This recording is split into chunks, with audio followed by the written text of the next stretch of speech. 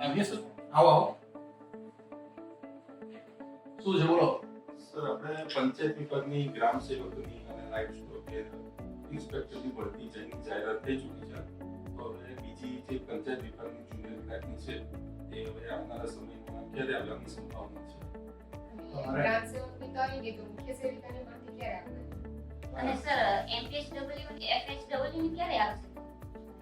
જો પંચાયત વિભાગ છે ને એની જ આ બધી કેડર છે. 17 થી વધારે કેડરમાં પંચાયત વિભાગ ભરતી કરતું હોય છે. અને પંચાયત સેવા પસંદગી મંડળ છે એ એક સ્ટેચ્યુટરી બોર્ડ છે, એટલે કે વૈધાનિક સંસ્થા છે. ગુજરાત પંચાયત અધિનિયમ 1993 અન્વયે એની કલમ 235 અન્વયે એક વૈધાનિક સંસ્થાનો દરજ્જો મેળવ્યો છે. એટલે હાલ ચૂંટણીની આચાર સંહિતા એમને લાગુ પડતી નથી.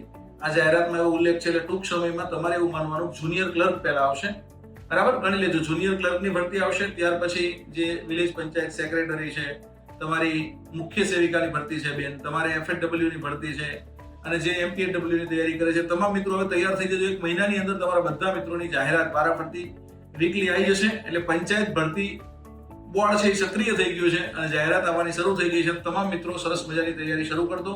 અને જે અભ્યાસક્રમ ડિક્લેર કર્યો છે એમણે લેટેસ્ટ, એ અભ્યાસક્રમ પ્રમાણે અત્યારે જાહેરાત આવે છે.